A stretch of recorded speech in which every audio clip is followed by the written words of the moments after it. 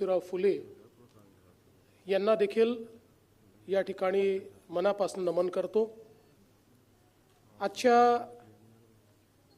महिला शासकीय अधिकाऱ्यांच्या पहिल्या अखिल भारतीय मराठी साहित्य संमेलनामध्ये संमेलनाच्या अध्यक्षा निवृत्त भारतीय प्रशासकीय सेवेच्या अधिकारी आणि सिद्धहस्त लेखिका श्रीमती लीना मेहेंदळेताई, आमचे मराठी भाषेचे मंत्री आणि ज्यांनी या ठिकाणी आपल्या मनातल्या अनेक घोषणा केल्या आणि ते नुसतं घोषणा करत नाही, मी त्याचा साक्षीदार आहे, प्रत्येक घोषणा पूर्ण करतात, ते उदय सामंतजी, माजी पोलीस महासंचालक श्रीमती रश्मी शुक्ला, या ठिकाणी स्वागत अध्यक्षा श्रीमती सुप्रिया देवस्थळी, त्याचप्रमाणे निमंत्रक ज्यांच्या काव्यपुस्तिकेचं आपण या ठिकाणी विमोचन केलं आहे आणि नेहमीच कधी आम्ही दिल्लीला आल्यानंतर एक पुस्तकच त्या भेट करतात अशा आर विमला मॅडम, या ठिकाणी उपस्थित संजय नाहरजी, श्रीमती सुषमा नाहर, श्रीमती प्रीती पगारिया, श्रीमती श्वेता शिंघल, श्री लेशपाल जवळगे, सर्वच या ठिकाणी उपस्थित मान्यवर, सर्व आमच्या शासकीय महिला अधिकारी आणि उपस्थित सर्व भगिनी आणि बंधूंनो, खरं तर मला या गोष्टीचा अतिशय आनंद आहे की हे आगळं वेगळं साहित्य संमेलन आज या ठिकाणी आयोजित करण्यात आलेलं आहे। खरं तर मराठी भाषेला साहित्य संमेलनाची एक मोठी परंपरा आहे। केवळ मराठी भाषाच अशी भाषा असेल की ज्या भाषेमध्ये 100 पेक्षा जास्त साहित्य संमेलनं होतात आणि मराठीच्या विविध अंगांचे एक प्रकारे त्याचं प्रतिबिंब, त्याची झलक या साहित्य संमेलनामध्ये आपल्याला पाहायला मिळते। झाडीपट्टी साहित्य संमेलनापासनं तर विद्रोही संमेलनापर्यंत असा हा एक खूप मोठा साहित्य संमेलनाचा प्रवास आपल्या मराठी भाषेमध्ये पाहायला मिळतो आणि मी दाव्याने सांगेन की साहित्यिकांचा इतका मोठा मेळा हा या देशातल्या दुसऱ्या कुठल्या भाषेत होत नाही, तो मराठी भाषेमध्येच होतो। पण मला त्याहीपेक्षा या गोष्टीचा अतिशय आनंद आहे की संजय नाहरजींनी जी संकल्पना मांडली, हे संमेलन होत असताना महाराणी ताराराणी साहेब यांच्या 351व्या जयंतीच्या निमित्ताने हे संमेलन व्हावं। आपल्या सगळ्यांना कल्पना आहे, त्याचा उल्लेख देखील झाला आहे, छत्रपती शिवरायांनंतर औरंगजेबाला असं वाटलं की आता हा मराठी मुलूक मी कब्जामध्ये घेऊ शकतो आणि म्हणून त्यांनी त्यांची राजधानी किंवा त्यांचं वास्तव्य हे या महाराष्ट्रामध्ये हलवलं, दिल्ली सोडली आणि महाराष्ट्र काबीज केल्याशिवाय जाणार नाही हे ठरवलं। पहिल्यांदा छत्रपती संभाजी राजे यांनी त्याला सळो की पळो करून सोडलं। इतक्या जवळपास 9 वर्ष ते लढाया लढत होते, एकही लढाई हारले नाहीत। प्रत्येक लढाईमध्ये मुघली सैन्याचा पराभव त्यांनी केला।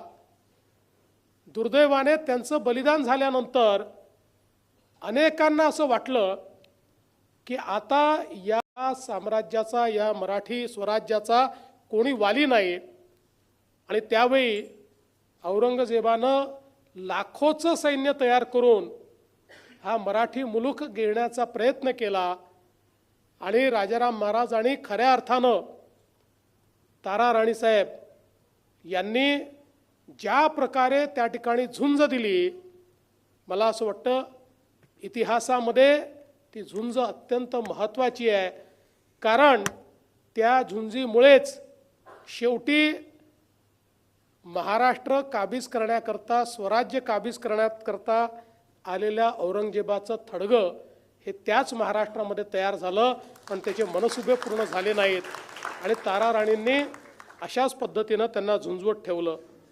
आणि म्हणून तारा राणींबद्दल असं म्हटलंय, दिल्ली झाली दीनवाणी, दिल्लीशाचे गेले पाणी, ताराबाई रामराणी भद्रकाली कोपली, ताराबाईच्या बघते दिल्ली प्रतीची तकते, खचो लागली तेवी मते, कुरणेही खंडली, रामराणी भद्रकाली रणरंगी क्रुद्ध झाली, प्रलयाची वेळ झाली, मुघल हो सांभाळा. अशा पद्धतीनं तारा राणींचं या ठिकाणी वंदन करण्यात आलेलं आहे.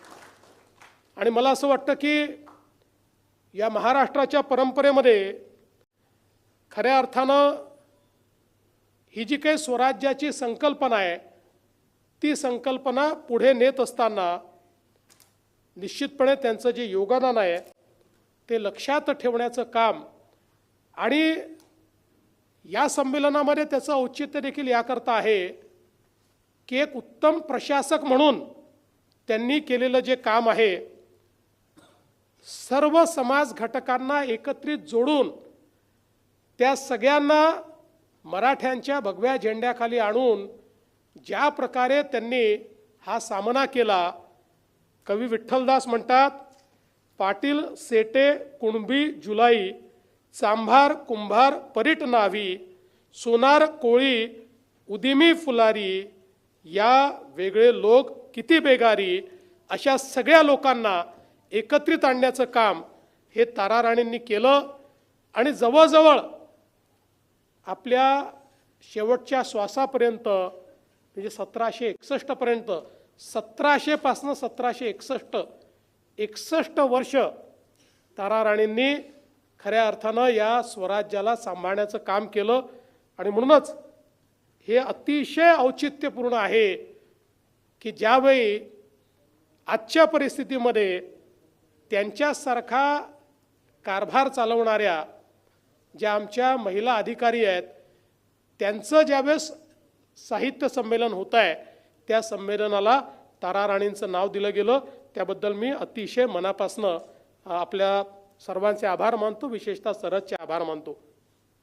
ज्यावेळी संजयजींनी आणि आमच्या विमला मॅडमनी सांगितलं की अशा प्रकारचं साहित्य संमेलन होतं आहे, मला अतिशय आनंद वाटला. कारण शासकीय अधिकारी म्हटले तर फायलींचे डोंगर असतात.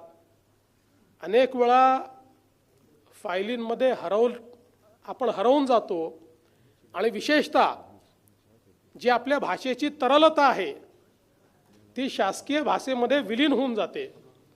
शासकीय भाषा ही देखील एक अशी भाषा आहे, मला आजही आठवतं की मी पहिल्यांदा नगरसेवक म्हणून निवडून गेलो आणि मला माझ्या प्रभागातलं काही काम करायचं होतं, रस्त्याचं काम करायचं होतं. मी माहिती काढली तर मला सांगितलं की उपायुक्तांकडे तुम्ही जा आणि उपायुक्तांना तुम्ही जाऊन सांगा, ते लगेच त्याला मान्यता देतील. मी त्यांना सांगितलं ते बजेटमध्ये माझ्या रस्त्याचं काम आलेलं आहे, तर ते कसं करता येईल. ते मला म्हणाले नसती कुठे. मी म्हटलं का नाश्ता मागतायत, काय मागतायत, ते नसती कुठे. म्हटलं म्हणजे काय. तर म्हणाले नसती कुठे आहे. तेव्हा माझ्या लक्षात आलं की नसती म्हणजे फाईल असते. फाईलला शासकीय भाषेत नसती म्हणतात.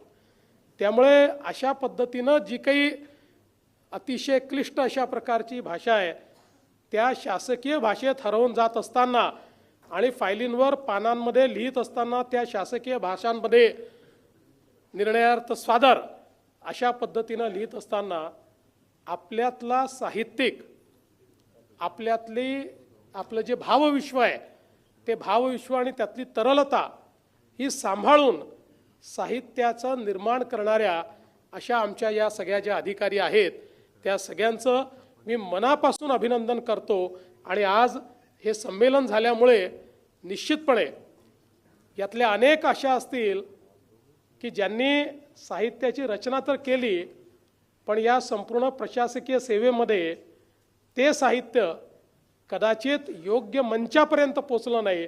त्या मंचापर्यंत पोचवण्याचं काम हे या साहित्य संमेलनामुळे या ठिकाणी होत आहे, हे मला वाटतं अतिशय महत्त्वाचं आहे.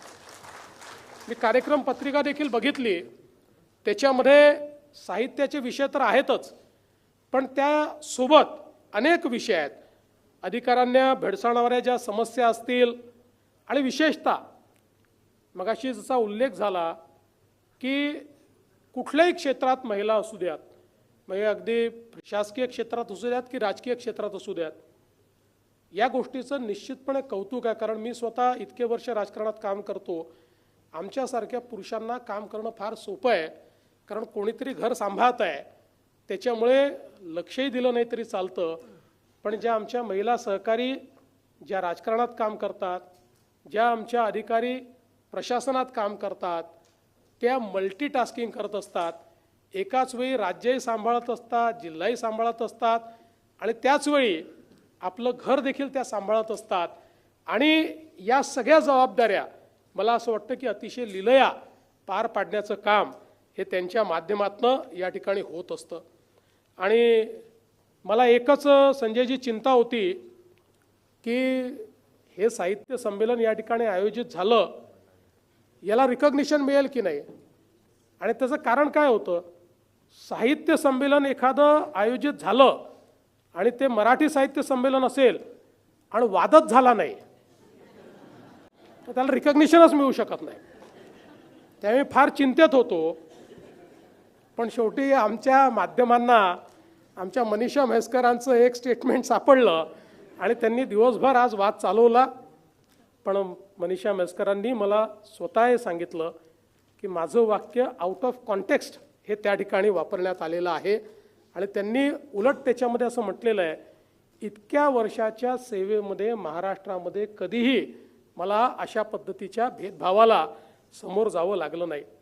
पण तरी देखील मला असं वाटतं की या सगळ्या वाटचालीमध्ये आमचं जे विशेषतः महायुतीचं सरकार आहे, या सरकारने अनेक महत्त्वाचे विक्रम या ठिकाणी केलेले आहेत.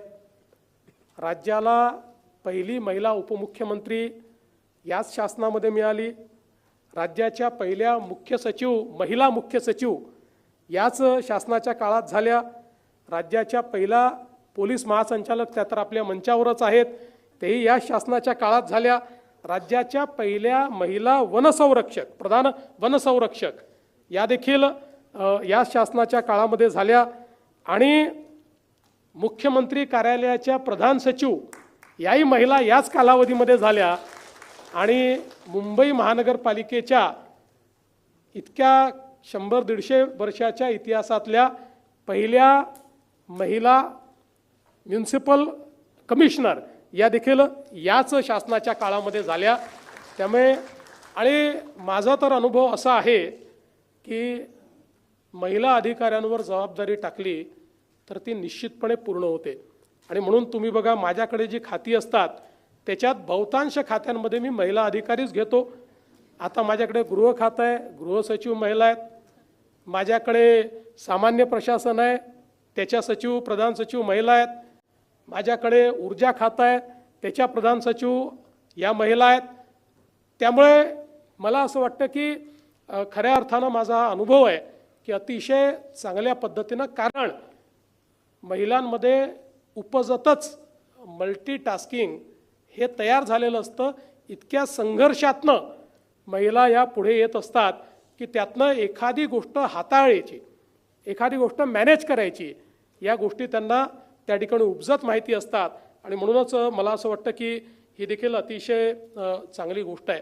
आज या साहित्य संमेलनाच्या माध्यमातून खऱ्या अर्थानं जो विषय आपल्यासमोर आला की जग खूप वेगानं बदलत आहे आणि बदलत्या जगासोबत साहित्यालाही बदलावं लागेल, असा जो विषय मांडला तो अतिशय योग्य आहे. खरं म्हणजे साहित्य जर आपण बघितलं तर साहित्याची काही शाश्वत मूल्य असतात. ती शाश्वत मूल्य जग किती बदललं तरी ती बदलत नाहीत.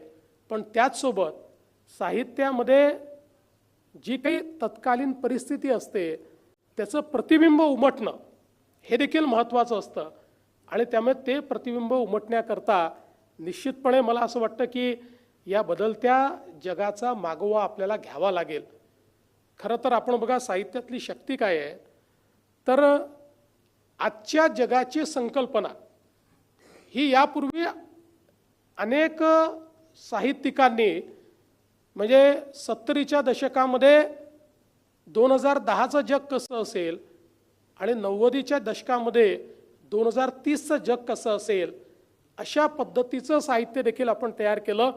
कदाचित 70च्या काळामध्ये ज्यावेळेस त्या गोष्टी वाचल्या त्यावेळी असं वाटायचं की ही कल्पना आहे, पण आता कुठलीच गोष्ट कल्पना राहिलेली नाही.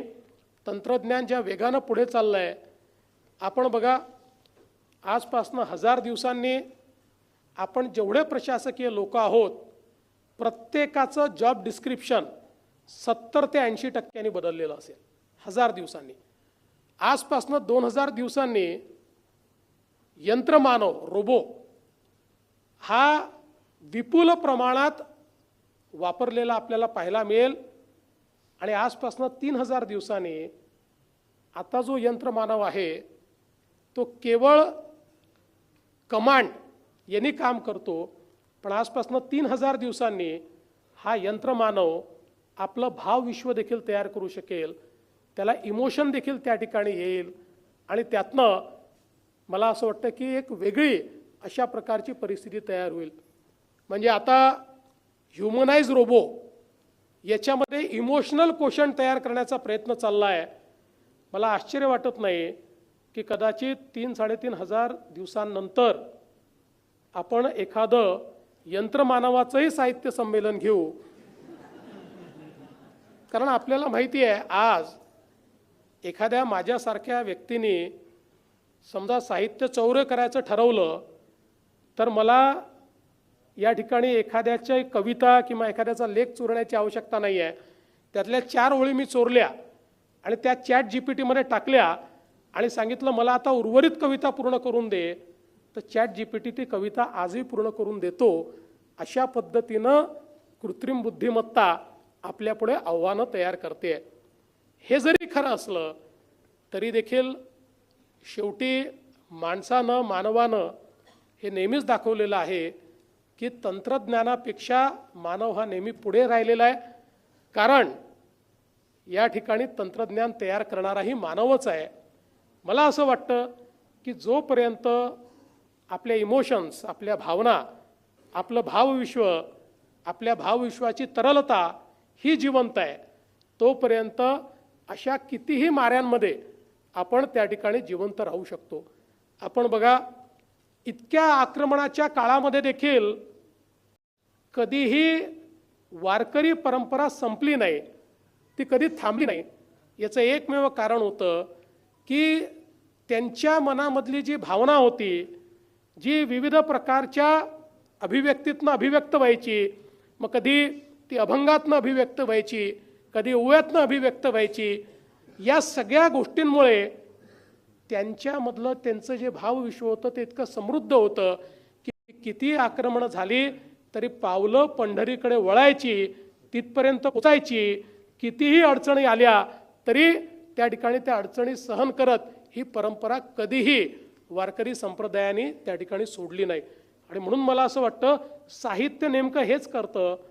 साहित्य आपल्या व्यक्तिमत्वाला यंत्रमानव होऊ देत नाही. आपल्या भावना, आपल्या भावनांची तरलता ही जिवंत ठेवण्याचं काम हे साहित्य करत असतं. आणि म्हणूनच मला असं वाटतं की जोपर्यंत साहित्याची पूजा आपण करत राहू, साहित्याची सेवा आपण करत राहू, साहित्याची निर्मिती आपण करत राहू, तोपर्यंत या सगळ्या आव्हानांचा सामना हा आपण निश्चितपणे करू शकतो. आणि विशेषतः आपल्या मराठी भाषेला तर एक समृद्ध इतिहास आहे. मगाशी ज्ञानेश्वर माऊली आणि चक्रधर स्वामींचा उल्लेख या ठिकाणी झाला. हे खरं आहे की ज्या प्रकारे मराठी साहित्याची निर्मिती ही चक्रधर स्वामींच्या अनुयायांनी केली ती देखील मला असं वाटतं अतिशय विलक्षण अशा पद्धतीची आहे. आणि या सगळ्या परिस्थितीमध्ये विशेषतः भाषेचं महत्त्व काय आहे हे सांगून मी माझं बोलणं संपवणार आहे की एका अतिशय मोठ्या विद्वानाने भाषेच्या संदर्भात लिहिलं आहे की जगामध्ये काही विकसित राष्ट्र आहेत आणि काही विकसनशील राष्ट्र आहेत. जेवढी विकसित राष्ट्र आहेत या सगळ्या विकसित राष्ट्रांमधलं शिक्षण हे मातृभाषेत आहे आणि जेवढी विकसनशील राष्ट्र आहेत त्या सगळ्या राष्ट्रांमधलं शिक्षण हे परदेशी भाषेमध्ये आहे. याचा अर्थ असा आहे की मातृभाषेचा थेट संबंध आपल्या विकासाशी, व्यक्तीच्या, समाजाच्या आणि देशाच्या विकासाशी निगडित आहे. आणि म्हणूनच आपण बघतो की आज आपल्याही देशामध्ये पुन्हा एकदा मातृभाषेतलं शिक्षण, मातृभाषेमध्ये तंत्र शिक्षण, मातृभाषेमध्ये विज्ञान शिक्षण या गोष्टींची सुरुवात झाली आहे. पण मला असं वाटतं की त्या गोष्टी आपल्याला अजून पुढे न्याव्या लागतील आणि त्याकरता आपल्या माय मराठीची सेवा करणारे जे जे लोक आहेत सर्व सारस्वतांचा या ठिकाणी आपल्याला एक प्रकारे त्यांना नमन करावं लागेल. त्या सगळ्यांना खऱ्या अर्थानं हे सांगावं लागेल की आम्हाला त्यांचा अभिमान आहे आणि त्याच अभिमानाचं प्रतीक म्हणून आज हे साहित्य संमेलन होत आहे. महिला शासकीय अधिकारी ज्या आहेत त्यांच्यातले जे साहित्यिक आहेत त्या सगळ्या साहित्यिकांना मी या निमित्ताने खूप खूप शुभेच्छा देतो, त्यांचे आभार मानतो आणि त्यांनी अशाच पद्धतीनं हे भावविश्व समृद्ध करत राहो अशा प्रकारच्या शुभेच्छा देत माझे शब्द संपवतो. धन्यवाद. जय हिंद, जय महाराष्ट्र.